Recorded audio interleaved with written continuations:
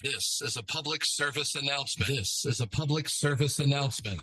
What you're about to listen to may make you yell, shout, smile, and even laugh out loud. Youth baseball players, coaches, and fans, join the S.L.I.D.E podcast crew on their journey to make baseball fun again. Hear stories from players of all ages, plus tips and tricks from coaches and scouts. Now, if you're ready, give us a loud play ball. See, now I can actually say play ball. Before we just tried to do it and it just didn't work. So how's everyone doing? We're Wonderful. good. Oh, What? There we go. I had your mic turned down.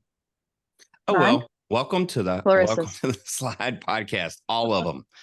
I am Aaron, and we're experiencing some new technology tonight. So apologize if there's technical difficulties, but hey, hang in with us and then you may laugh at us a few times. So I'm Aaron. I'm joined tonight with Coach Jenn and Coach Allie. How are you ladies? Doing great. Good as always.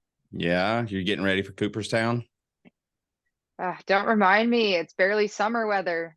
I gotta root on my Lakers tonight. All right, we gotta get all right. the mama going. So who are they playing tonight? What are we in Denver? Okay. Well, I'm gonna have to pull for the Nuggets. I just can't pull. I just can't pull for LeBron right now. I just have to pull against him. Look, I'm not like a big basketball fan, but sports in LA, gotta love it. Gotta rep it. And it's hot today, so the tank top, I gotta throw that at you. I'm sorry. That's messed up because it was cold and rainy here today. So it wasn't that bad. Yeah, it was definitely rainy, but like we're still better off than any Canadians I can think of. So yeah. There's a fire down there. It's cold over here, and I'm stuck in the middle. Yeah.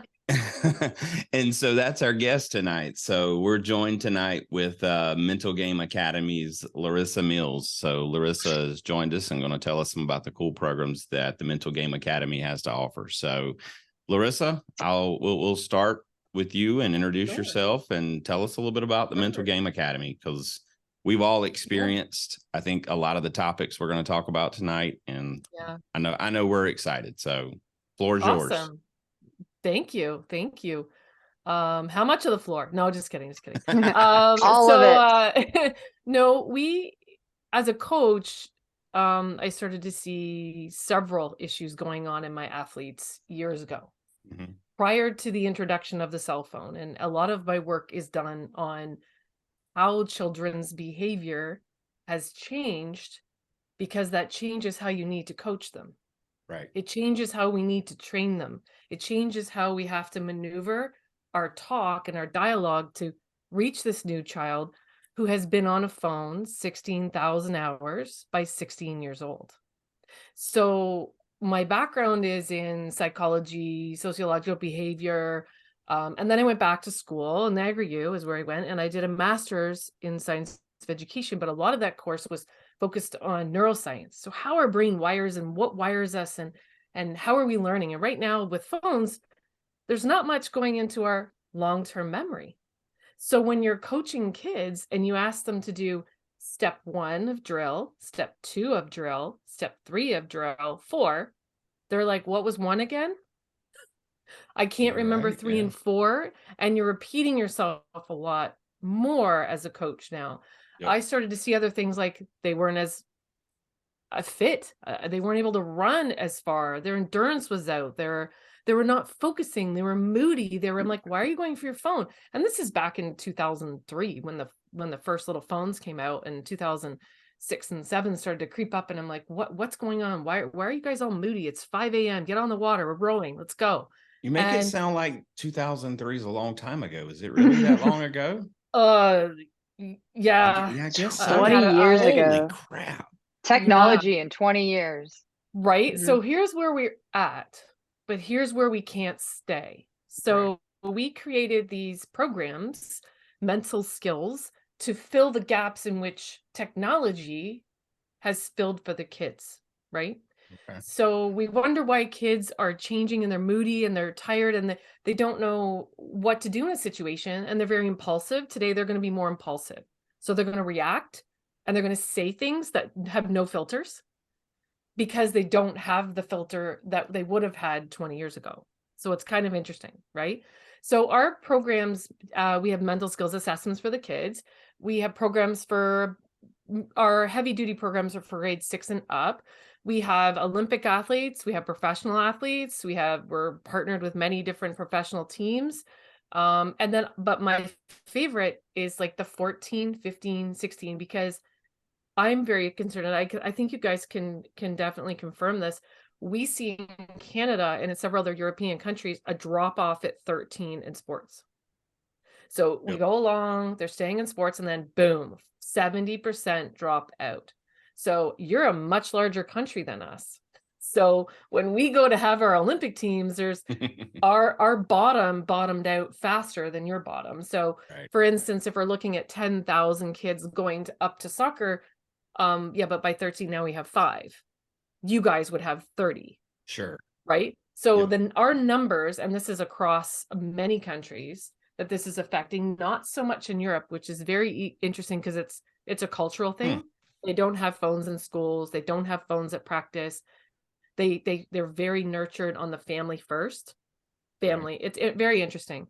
So we have these programs that are great. They reduce phone time for athletes. We get the athletes, we educate them. Actually, we don't say that you're going to stop being on your phones. We actually don't tell them that. We actually go through exercises about how their brain reacts to phones and what your brain does inside and your nervous system. And it's actually more physical than you think it actually is when you learn about it. And then they're like, okay, yeah, I'll do my routines. I'm good. And then they just start to go on their phones at regimented times during the day instead of random use, which is like tapping your dopamine and cortisol button 25 times an hour. And then you wonder why you're revving your nervous system and your heart rate's going and your adrenaline's going and your dopamine's going. You wonder why we can't calm. And we can never work as an athlete or a high pressure coach in the rev state without being reactionary. So really, we're like all these revved up nervous system out there, revved up. And that's why you're seeing so many more fights between parents and coaches. There was 2 the other day, and one led to a death in I think it was Philadelphia and one in Chicago. We're seeing a lot more inner fights between teams and athletes. So we're really seeing a lot more escalation in behavior, and we're not going to see a change until we all go back and sort of reset those values. So that's kind of what our programs do, and we consult. So long story short, we're there to sort of revolutionize that. And honestly, I feel like as an adult, I need some of that. I know. Because, you I'm know, sitting here thinking totally like, she's help. talking to me. Like I own my own business. So all of our marketing, all of our, our outreach is via social media. So I find myself, Really? I'll have a thought come across my mind, and it's like, check your phone for that. And then another thought will come through. Well, you can check your phone for that. It's so bad, but Yeah, and there's I ways don't know to how. streamline that back to your computer and use Canva to do all of your social media stuff 1 hour a week. So I help social media people to stop checking their phone by putting everything back. Like I had a person come over to my house and say, I don't want to check my phone. I want to use something that shows me how, and I didn't know anything, but I knew that I'd lost 20 pounds and I was missing my kids' stuff 20 years ago. And I'm like, I was running 2 businesses. I'm like, okay, this phone's great. This is allowing me to do so much, but I was missing my kids' stuff at school, an appointment. And this is not the mom values and how my husband and I wanted to raise children. So we looked back at our value system and we put the phones away. We don't have them out at dinner. The kids do not have phones. Our athletes do not have phones in their rooms. We actually asked the parents, sign a contract. They put an alarm clock in their room. Phones stay out, or a control app on it that shuts it off an hour before bed. And I tell you, how do you think they even react to that? What do you think? They're probably upset at first. Some, but the parents love it. Oh, the parents, Like, I'm sure love yeah, it. the parents, As a and parent, the parents are 100%. They love our course. Like they love it for their kid. They just don't. They want to do something. They just don't know how to do it. But all our medical evidence based is in our courses, and all of our research is medically based. So we get a lot of our information from 4 of the top pediatric associations, because I like to be very I'm very scientifically based anyway. Mhm. But I wanted to have the credibility behind our program so that other doctors would support it. Yeah, that's So the buy-in that you're gonna get. So I'm a physical therapist, and Nice. if it doesn't have research to back it up, I'm not using it. So same Mhm, thing. I mean, mhm. if you can't prove it to me, if I can't put my hands on it and read it over and over and over, and you prove Correct. yourself over and over and over, then I'm gonna have less likelihood to believe you. But yeah, I'm interested to take a look at your website and see, as a parent of a 10-year-old and a 5-year-old, Yeah. we don't allow either of them to have electronics during the week, only on the weekends. Good for But then what that you. Good Thank for you. you. That's a great tool that we recommend to people. That's great. And my 4th grader has had straight A's for the last 2 years. So I think that it's having an impact on him. But what They that will leads accept to, you watch in the next year or two, your kids will do it. What's happening now is the undistractable kids who are not glued to tech, they are excelling past their grades. and Personally, he does. socially, and they can talk to adults. They'll be the first ones to get jobs. What? They'll be because they can socially handle socialize. Yeah. and well, because emotional intelligence, we teach that in our courses. So one of the things that we teach is self-regulation, self-awareness, and social skills and empathy. Kids today have less empathy than they did Sure. 10 years ago. All they care Absolutely. about is like what's in here. And that's not all kids, okay? It's not all kids. It's a high proportion that's growing every year. Let's look at that math. So So let me Yeah, ask we you, see that. yeah, we really do. But what that leads to in my household is you barely see him on the weekends. If we don't have something going on, which of course we all go do as a family, or if we have mhm, people mhm. over, he has to be downstairs. But when there's any downtime, he's on, the gaming system or Yeah, whatever. yeah, yeah. So in my mind, I'm like, well, he needs to be downstairs engaging with us, but we've told him, why don't Well, you a keep couple straight hours A's? isn't And gonna hurt, but beyond that, all of a sudden now they're like, what phones do on a long-term basis, or gaming, if you will, puts our brains into shut off. Mhm. It actually makes us delayed. Like there are great, if you look at the studies in children that are 4 years old, they have the lowest speech, lowest word verbiage and sentence structure than they've ever seen in our generation. Mm. So they can't even, we call it the 5 C's. So more children can't control themselves.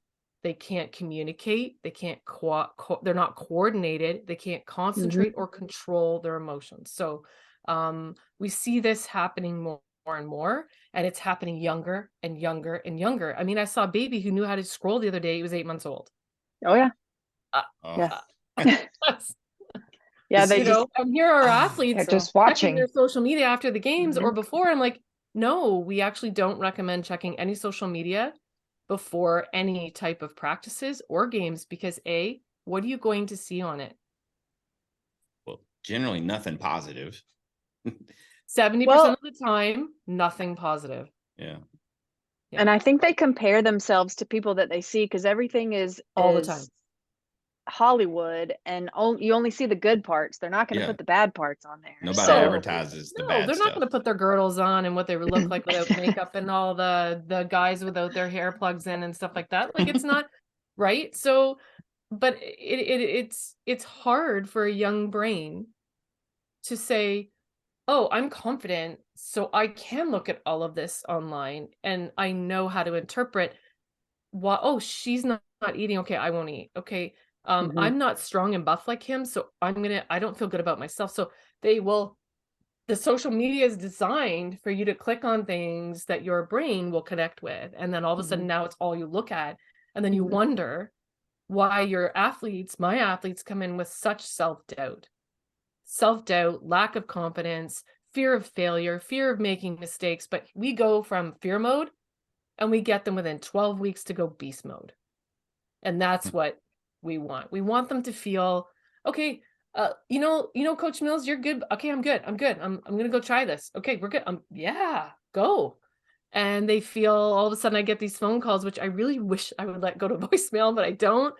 I'll be like, I totally used reset in a game and I made mistakes, but I went back and I got the puck and I did this, and they're screaming. They're like, I loved it. And that's a triumph.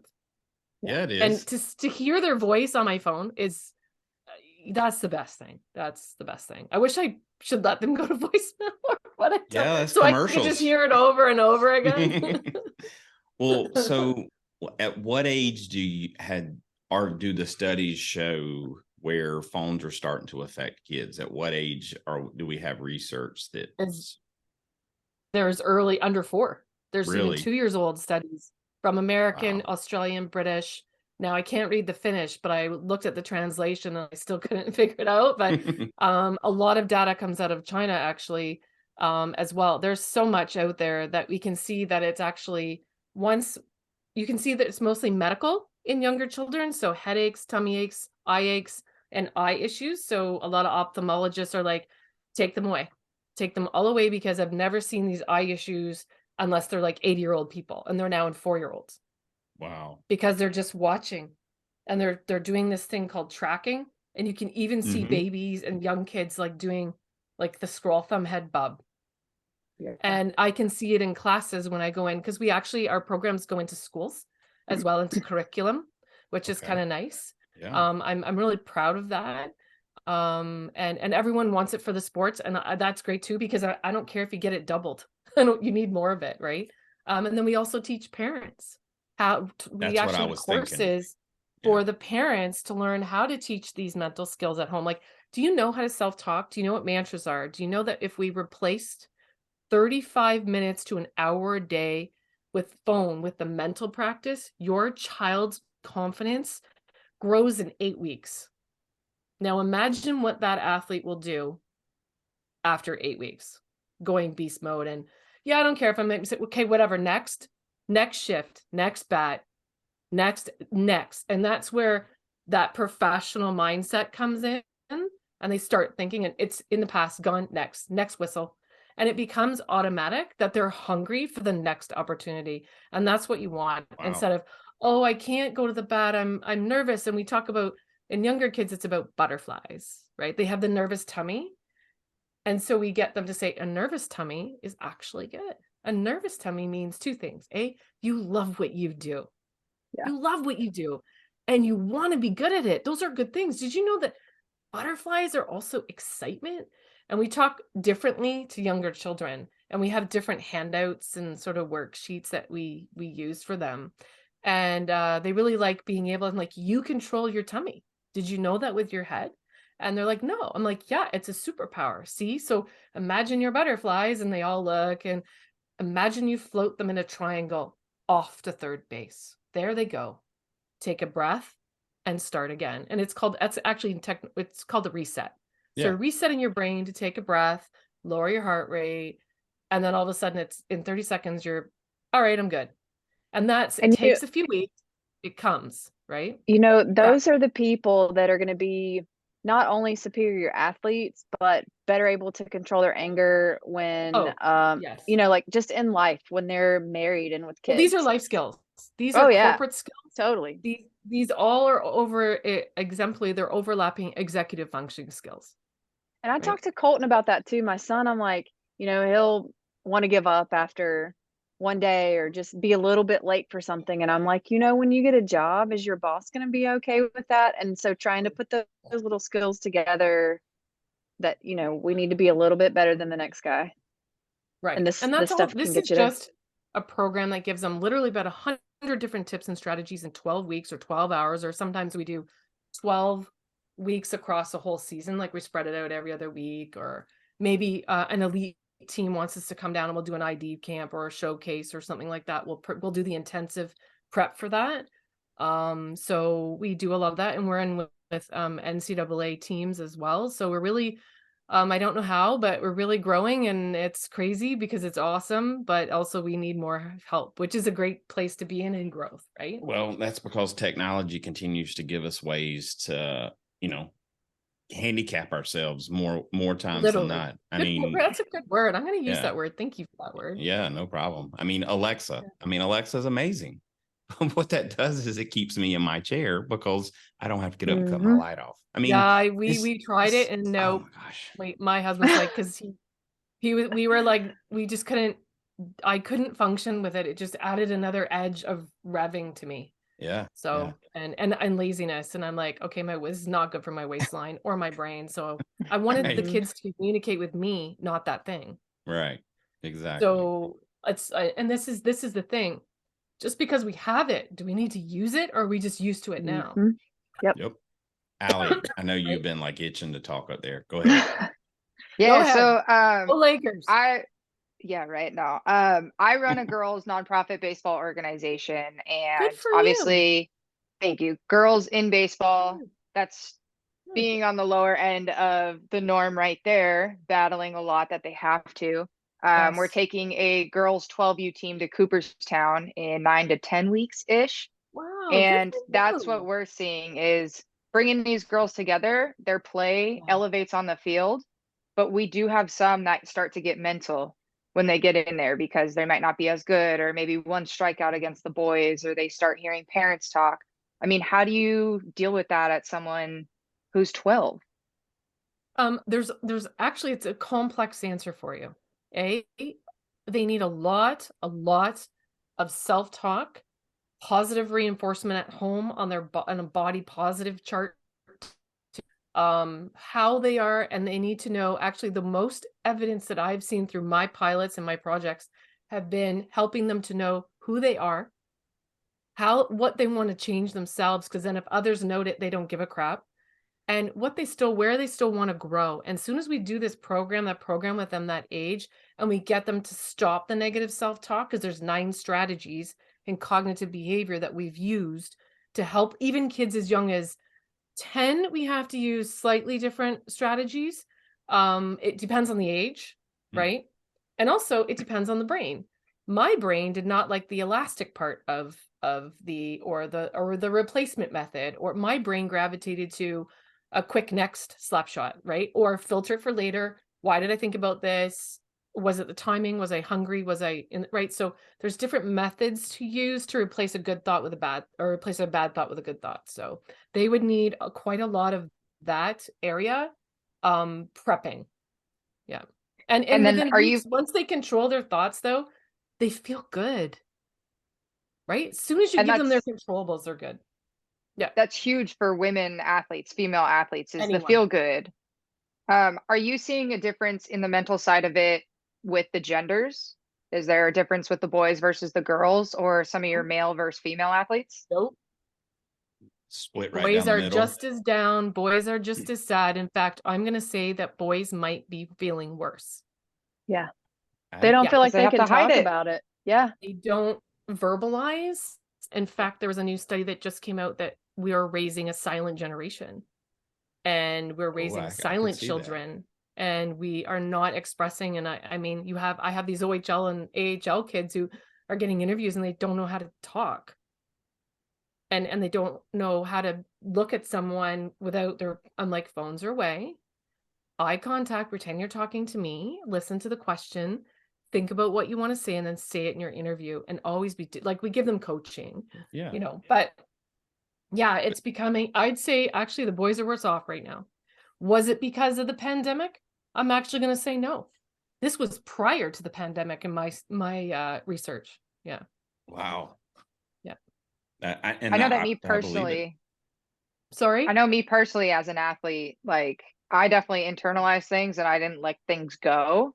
So I didn't process it later. So it would Yeah, so just we teach stay them in how to and do that right at home, really quick in their journals at night, no phones in their room, right? So we replace the no phones in the room with journaling, journal topics, their mental practice that they have to say their mantras, because how you wake up is so powerful, but it all starts with what the last thing you say before you go to bed.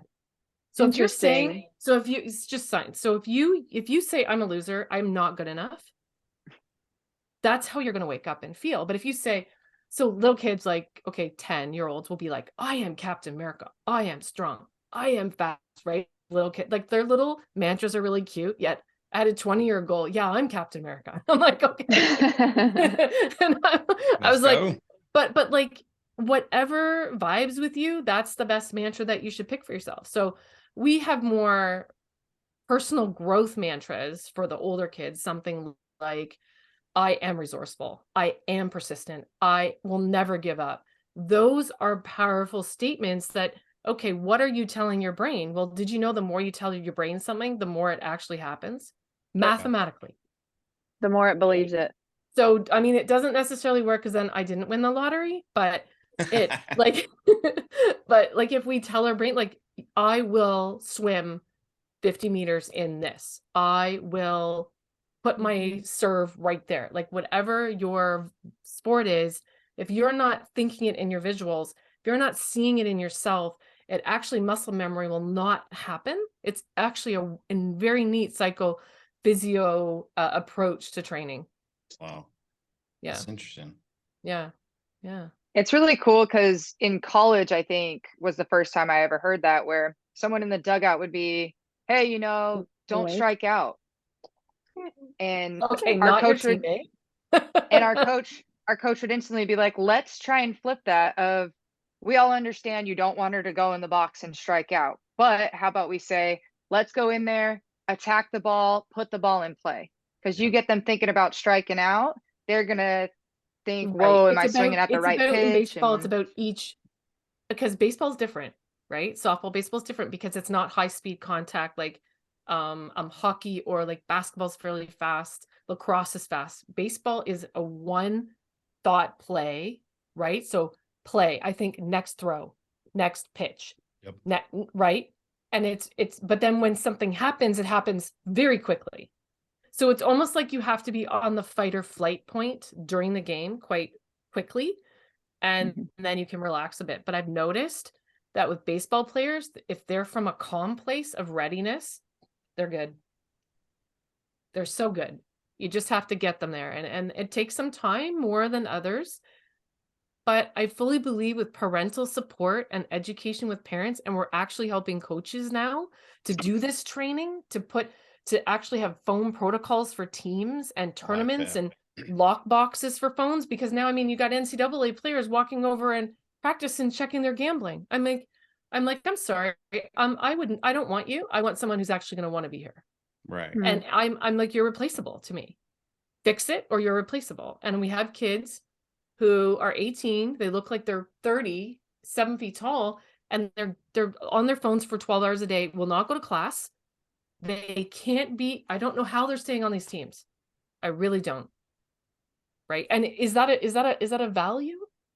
Is the school valuing this? Is it just tolerated because they don't feel like they can do better? That's a very good question. Why is it tolerated? I would say it's tolerated because that athlete is very good and the system wants to win and there's money involved. So there's where my thought process just. Well, and then, you know, it's one of those things where an athlete, the more attention they draw themselves individually, the more attention it brings to the organization, the school, the, you know, whatever we're talking about. So, you know, I think the more popular athletes, you know, going to get away with it a lot more because, you know, it's a financial game at that point. When you're there, yes. But what's an interesting fact is that kids who have high social media use actually don't have the mental skills necessary to stay under pressure. I believe that. That's what we're finding, because their need to want attention, seek attention, show attention, actually, when we look at their results and their assessments, show us they're not confident, they're not happy, they lack the parts of their mental skill set to be able to handle those things, and so they're acting out where they can. And usually I'm very wary of someone who has a very, very high following. I'm very wary of that. So yeah, I feel like everything that we're discussing is I know obviously we're talking about athletes, baseball specifically in our case, but like this is so much a society problem. It's a huge crisis is what it is. Well, and our healthcare can't handle it. Well, if you walk here anyway, we can't handle it. Well, walk through the restaurant. The next time that you're looking around at a restaurant, walk through the restaurant and see how many people, how many families are off their devices. Don't tell me. It's horrible. I can't even think. I mean, I have Yeah. coaches and I have, people tell me, well, I just give my kid his tablet when we're at dinner. And I'm like, no, that's the most crucial time. Like, involve them in the That's when conversation. that's when it's so fascinating you say that, because just the other day, one of the psychologists here actually she might be American, was on a podcast and said the more a parent connects with their child without phones or any tech, the less likely the child will have a mental health disorder. So, because if you're bonding, if you're connecting, if you're hugging and being their landing mat, not their monologue, yelling, dialogue, nagging parent, they will want to be with you. And that's all they need. They just need you to be patient. Now, I'm not like, yes, there's discipline and there's boundaries and that's fine. But they just need to, and that's hard. Like, I have 3 kids. They're all athletic. Like, it's been hard. Parenting is not easy. I had to really navigate this digital thing. I had to revisit how I parented my daughter versus my boy. She's an introvert. Right. So I mean, I'm not perfect. I've made lots of mistakes, but at least I still sit there and I tried. Well, I think that's what most parents are going to be sitting there thinking today is, okay, so how do I backtrack on some of the mistakes that I may have made with the digital, and how do I start to incorporate that when I've never had those boundaries before? Like, what would you tell that parent? Actually, I would say that I get that a lot, actually. Thank you for that question. We actually tell them it's easier to start with a routine, like stick to a routine. Very easy. Docking station, simplify your life, because your kids will actually react to you, listen to their coach, and be more coachable if you set boundaries at home. Because right now, the majority of kids, the creeping percentage of kids that don't have boundaries, sorry, they don't know what a boundary looks like. They don't know how to behave. They don't know, they're boundaried because of school maybe, and a little bit of, go to bed, but then they go to bed with their phone, they're up till 1 a.m. So there's not a lot of boundaries. But the more a parent applies accountability, responsibility, and at a younger age, I tell you, these kids are like, I can spot them now in a tryout, like bam, bam, bam. Okay, I want them on my team. I don't even care if they play well. I want them because I can coach anybody. Yeah, you can coach them. Yeah. So I want the resilient kids who have the most social skills and who are confident and love themselves. And that only comes from good parenting. Yeah. Right. And that comes from those phone routines. Just get them in bed without their phones. Put a timer on your phone. Timers are like saved my life. Saved my kids have high grades. They're youth sport and they're competitive athletes. But now our athletes, for instance, a few of our athletes came to us with 10 hours a day of phone use.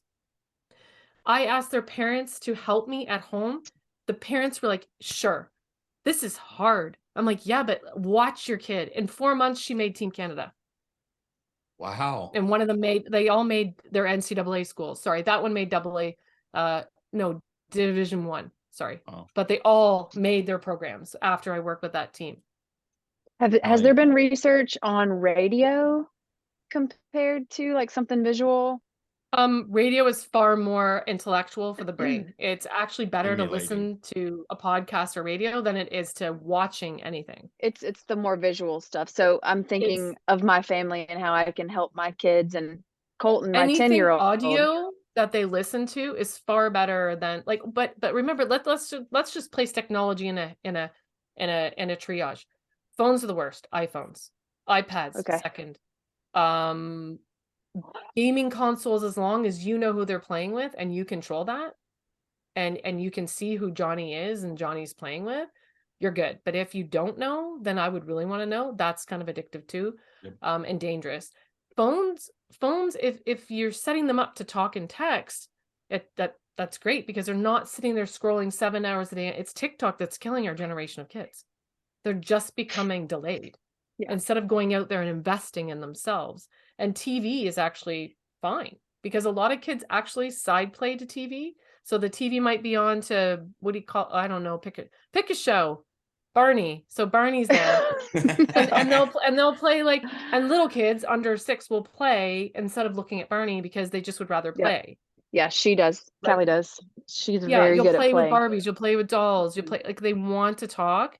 and they want, like, how many tea parties I went to, like, I'm like, oh God, like this, I want to go plant, I want to go run, I'm like, no, she needs me to play. Yeah. And a lot of parents growing up in this generation were a little bit we don't like the term self-care. We actually like the term self-respect, because for our women and our men and our young athletes, it's not about, it becomes a selfish coin term, say the psychiatrist, into a narcissistic tendency. So we actually want them to feel their self-worth. You're worth this. You're not worth that. That's right. You are worth taking the time to work on yourself. You're worth the workout. You are worth self-respect. And we actually get them to self-talk 25% more a day in their brains.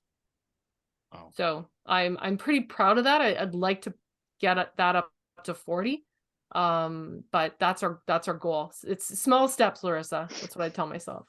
Well, so for the listeners out there and for us, because now obviously South Carolina is nowhere near close to where you're located. So how does that work remotely? How does someone in a South Carolina, Alabama, Florida, how do we take advantage of what the Mental Game Academy has to offer? Actually, I think we have coaches that will go in person and do camps. We have coaches that will virtually teach your team, right? And it's kind of neat because it's like a Google Classroom class, so it's very interactive. Okay. And you have homework and you have things to do. You have a journal every day. So excuse me. It's actually kind of cool. I really like it. Allie, how many weeks until you got Cooperstown? We got 10 weeks till Cooperstown. I got about 6.5, 7 weeks until the girls are headed to the nationals tournament. So maybe I can get some of my 16-year-olds working. I know as a high school teacher, as a substitute high school teacher and working with the 16U team, like those girls are always texting me random hours of the night or sending me random TikTok videos, or not TikTok because I don't have one, but Instagram, and just random plays from baseball on social media. And I'm like, why are you awake? Go to sleep. Like, so maybe we'll pass my 16U team off, see if we can get them working. But I'd love to figure out a way to incorporate my Cooperstown team and get our organization of girls just to get some self-talk, because I know I personally need that in my life. It's something that I do and have been working on. Yeah, we can definitely do. Sorry, I had a coughing fit. You're good. I tried to talk for as long as I could. Oh, yeah. You said you had COVID 2 weeks ago? Oh yeah. Man. It hangs around for a while. Yeah, this last one. This is all respiratory. Feel bad for you. I have a question. You mentioned a statement. Sorry. You mentioned a statement earlier that you train your athletes and teach them to understand who they are as an athlete, as opposed to someone else on the team. First. Yeah. And I think what I'm seeing with some of my players, even the boys that I work with, my nephew per se, he 16 years old, goes on social media, will see a pitcher pitch, and he's like, man, I want to try and throw that pitch. And he'll do it during practice. Oh, it doesn't work. Right back to Instagram. Finds a different pitcher, finds a different pitch, tries it. And that's how he got injured. Instead of realizing that he's not the Noah Syndergaard, he's a high school kid. So do you see any sort of social media presence playing a role in that, thinking these kids need to be better than they actually are at such a young age? That's really fun. Hopefully I can talk now. Actually, what's happening, it's called the highlight reel.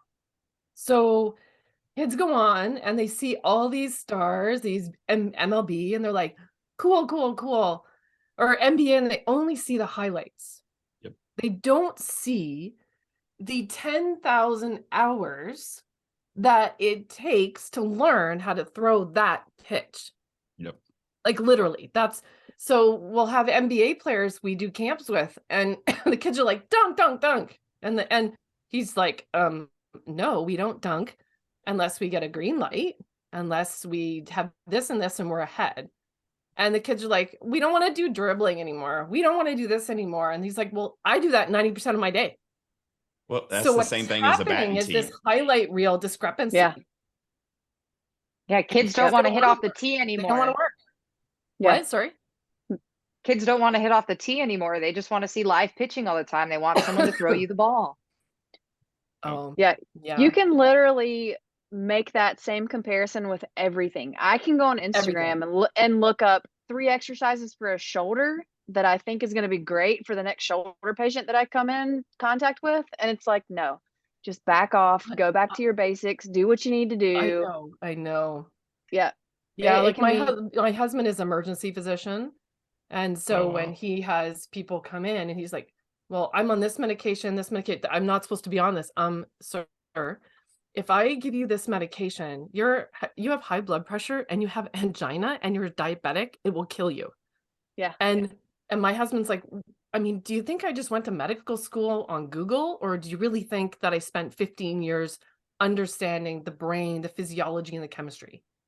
Right. And it's like there's a respect that's been lost, I think, since the internet came out, where everybody thinks they know everything. And I mean, Everybody's a professional. I mean, I'm 50 and I'm still learning everything.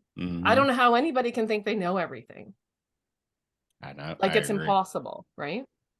Well, I think that's honestly, I think that's where a lot of frustration comes in for myself, is because everybody's an expert these days. And, and then their source is they. And then you say, well, who is they? Well, the internet. Good And response. then we stop looking at really what the doctors and the specialty, physicians are saying, and we're just looking at what they say. And well, they're finding a self-biased opinion when they go to look at something. So you're always going to find something that follows your bias. Right. That makes them feel good. Yeah. Or that remotely some study that had 16 people in it might serve your opinion. Right. So I think the pandemic was something really important here that showed us in society how science is really quite important, and how weak our education here was actually teaching the statistics part of science. Right? Like that from my opinion. And what's the difference between viral and bacterial? And understand. Don't get me started. Right? So, but I think that let's go back to what you were saying, Erin. You were saying parents. What are your top 3 concerns when you're coaching and when you're working with parents? Oh, when I'm working with parents? Yeah. It's really, do they feel, my concerns are, do they feel like I have their kids' best interest in mind? And, am I going to be fair across the board? And really, are they going to walk away with something of value from spending time with me as a coach? Those are the things that I'm thinking, That's because you're conscientious. That's because you're good at what you do. I can tell by your answer. Yeah. Well, I mean, because at the end of the day, that's what I want. But there's too many times where we see coaches and I don't know if you're familiar with the term daddy ball. But that's really, but can you share that with me? I'd love to. So, Jen, you should define daddy ball. That way it takes me out of the equation. Okay, so that's when no matter the skills that your son has, he's going to play shortstop and he's going to bat 3rd or 4th in the lineup, no matter what. That's putting not necessarily the best team on the field, but your son, your assistant coach's son, and the president of the league's son on the field at all times. Yeah. Well, and gotcha. It's okay. So it's okay. Okay, I got that. It's just showing favoritism, and that's what we see. So, in our landscape of youth baseball, what I've learned is over the past 10 to 15 years, what used to be because everyone played rec ball when I grew up, right? Everyone played in our recreational leagues. Yeah. Well, so now that's gotten, if I'm a serious parent about my son or my daughter playing ball, then I need them in travel ball as early as possible. And your travel ball is like your competitive leagues? Yes. Like, I'm just trying to make sure I get it's here all of a sudden you jump and there's like this there's insane baseball around here. And that's what travel, we're seeing. But they call it like you can have an academy too, is right. Like okay. It's verbiage for the same thing. And anybody can start their own teams now. It's become so easy. How is that possible? Well, it's become so easy to to You start have a to new go into a team. league. You have to be accepted, right? And that's not how the competition works. You buy If you in. got- You could just bring your team to a tournament. If you don't like how your kid is being coached, you can pull your kid off that team. You go find 8 other players and you take those kids to a tournament and you're a new team. And And that's so- because the parents believe that their kids should be playing more usually, and they go and make their own team. Am I firing this right here? 100%. Yep. Okay. Because they know I if always they ask the turn why first, and then I speak out loud. because they think if they turn those kids over to a different coach, they're not going to get the same treatment. And Yeah, and usually it's the same. but see, that's where we're watering down what used to be an elite level type of play. We're losing the community involvement. And like you That's too said, bad.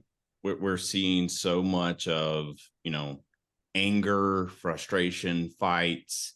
Well, that's because they're all revved up. They need to go outside for 6 hours a day instead of being on their Yeah. phone for 6 hours a day, like we used to back in the 70s, 80s, and 90s, right? And as soon as that changed, behavior in schools, like principals are like, I spend 65% of my day mediating Snapchat instead of being with my Oh my teachers gosh. and helping with the curriculum or taking care of any of my paperwork. I'm like, so here's a solution. We ban phones in schools. In Europe, in Germany, you are not allowed to even get out a phone, or else that you should be. are in trouble, and your Mhm. parents will. It's very disrespectful in Germany and in parts of England. France banned phones in schools because they're like, oh, hey, no, it stops us from talking. That's bad.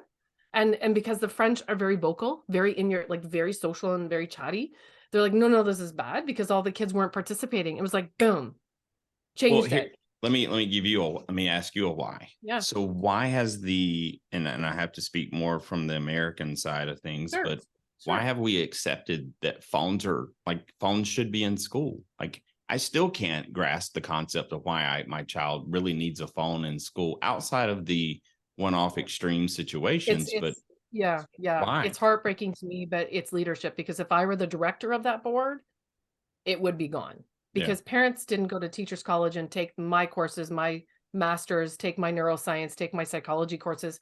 They don't examine the research every day. They don't hear what's going on in the classrooms. Did you know that if we actually banned phones in schools, that children would we are actually falling behind in our standards. Now we're falling even further behind. And if we got rid of the tech, they'd actually, with all of the tools and technology we have now, we should be ahead. Mm-hmm. That's a pretty So- frightening statement. Aaron, around here, when are they allowed to have phones? Because my, Colton's in 4th grade, so they don't. But when do they start? I think middle school, it sort of becomes Is that grade 6 for you? Yeah. Okay. Yeah, because that's when they start getting their electronic devices usually issued from the school. So whether it's an AirPad or an iPad or a Chromebook or something like And they take it home with them? That's something they're Did you know assigned? that kids learn more actually on paper, writing twice as fast than they do with typing and going on tech that distracts them? That's if I take notes and I handwrite it, I'm going to remember it. Yep. So our brains have this. I have my brain. Where's my brain? Oh, one of the kids must have taken my brain. So I have this brain. So, it's right there. It was like, yeah. I know. But I had this actual brain. So I have like the frontal lobe where the short-term memory is, and there's a wall here, imagine, and then there's this other part of the brain. So when we learn, all of our information goes right into the short-term memory right away. But unless we talk about it, write about it, and learn about it in another way, say it in another way, write about it, do it in some other way, it does not pass through the wall to the long-term memory where it becomes comprehended information. So right now, there's a lot of information. Everyone can memorize dumb facts. Yeah. Because it's short-term memory. Yep. Right? And then if you keep saying them, then it becomes long-term memory. But if you don't say it again, it doesn't become long-term. So what we have is all of these short-term facts and all these short-term tidbits. But then when they go to study for grade 11 biology, they stopped thinking around metaphase and they didn't get anaphase and prophase. And I'm like, okay, we got a problem here, because if you want to go to medical school or in science, you kind of need to be able to pass grade 11 biology, right? And so now in my classrooms, when I was a teacher years ago, I was a behavioral consultant for boards. So I help reduce behavior in schools. So we actually take them through our programs, the kids, because I mean, I could bore you with all this all day, but principals look after 10% of their population, 90% of their time that they deal with, right? The bad apples. Yep. But imagine if we worked with them, or you had an EC work with our program, and they got to talk about themselves, self-talk, stop their negative thoughts, learn how to be confident, learn how to regulate. All of a sudden, you have all this free time. And then if we took the phones away, you would have 65% back of your time, and you would not be stressful. And here we are losing our best teachers, our best coaches, and our best principals on a daily basis. I wonder if that would even be something that would be considered today. You know, think about it, Jen, like you take it to a school board and say, no more phones. I wonder what the school board would we even do. They are coming up. We are working with schools that are doing that, but more schools will have to, because they can't survive this. Like they won't be able to survive this. I'm wondering if, like, where does it start? You know, what does it start with? What is step number one to getting that to happen? I think because there's got to interest. be, but there's got to be a group of people that do it. It can't just be one person. There's strength in A group of parents numbers. at each school that want better education, and for a leadership to go back to better values. Like it comes from the value system of leadership. What do you value in education? I can tell you it's not phones in my classroom, because I believe in the value system that we are there to mentally prepare, teach the curriculum, help a child feel like where they're going to fit in the world, and how are you going to do it productively?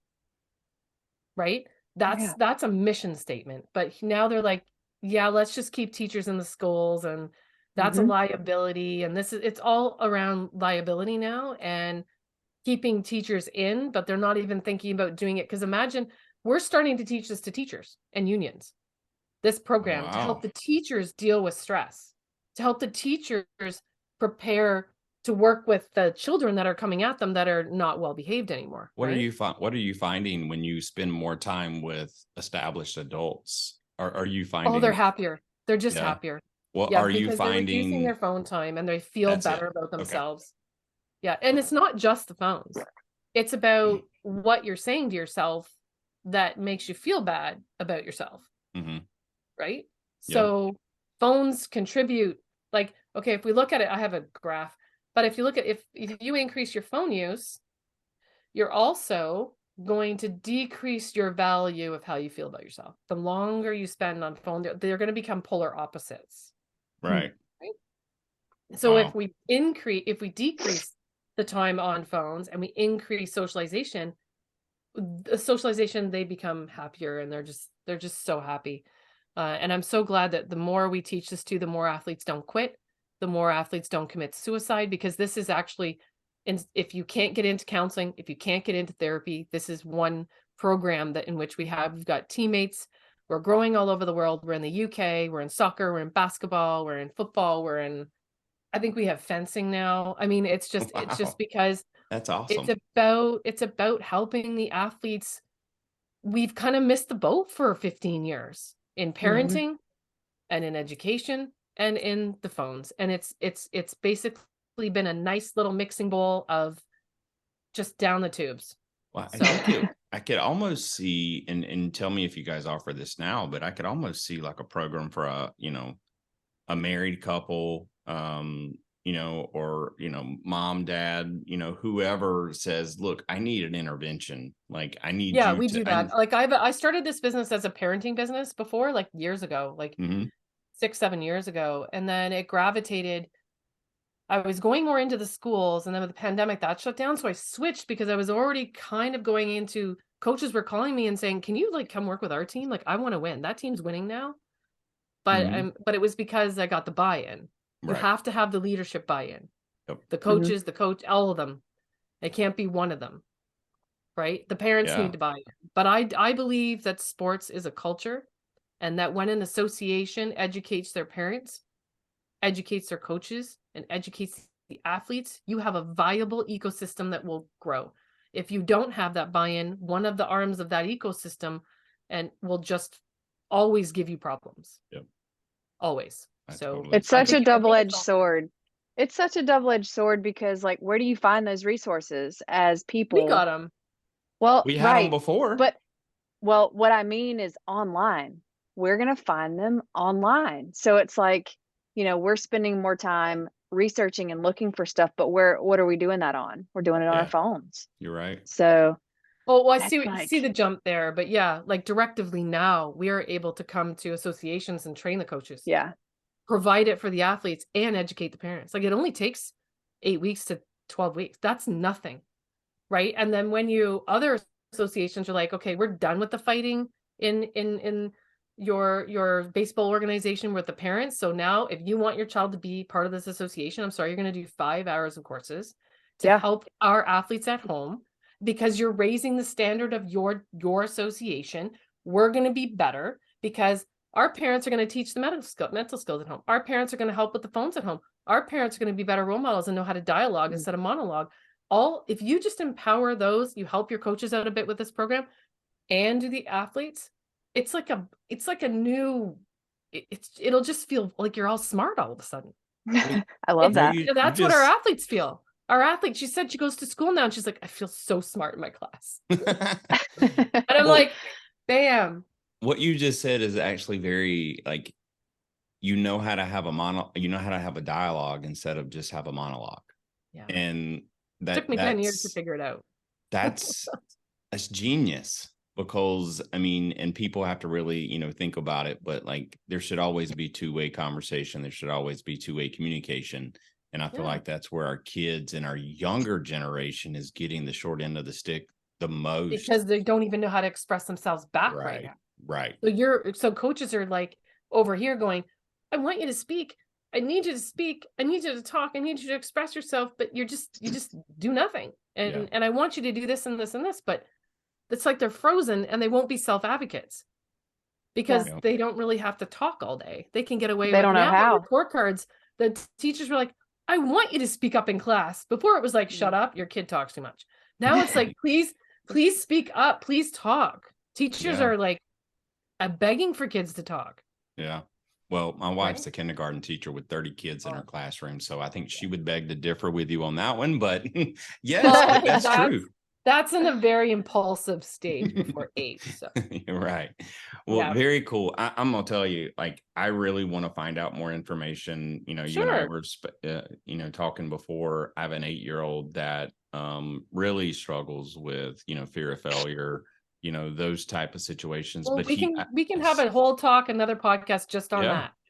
Well, and I see it with his teammates as well. And I see it throughout. So I think that leads for us to have an amazing part 2 right there, because that's our bread and butter when it comes to our show is, we talk to the parents, the coaches, and the players. And, I think this is a great way to start educating. Well, thank you. Yeah, we can definitely even do webinars for your parents. We can even do educational webinars. Oh, that would be awesome.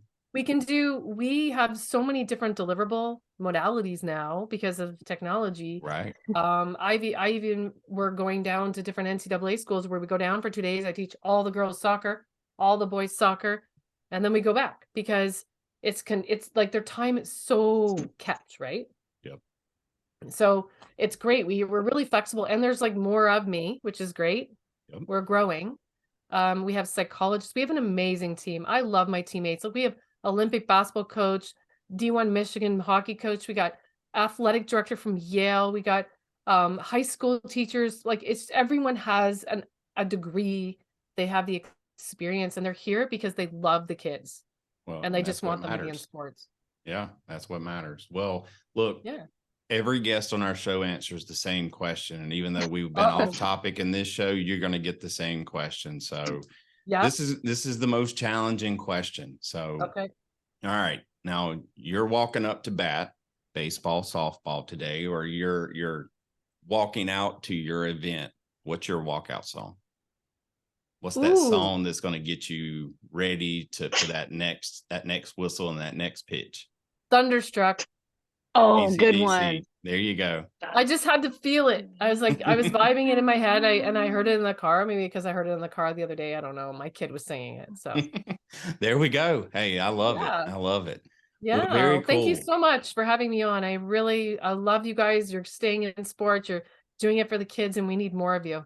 Yeah. Well, thank you so much. And the more, if you can get us some information, we'll make sure to share this on all of our different social Sure. media channels.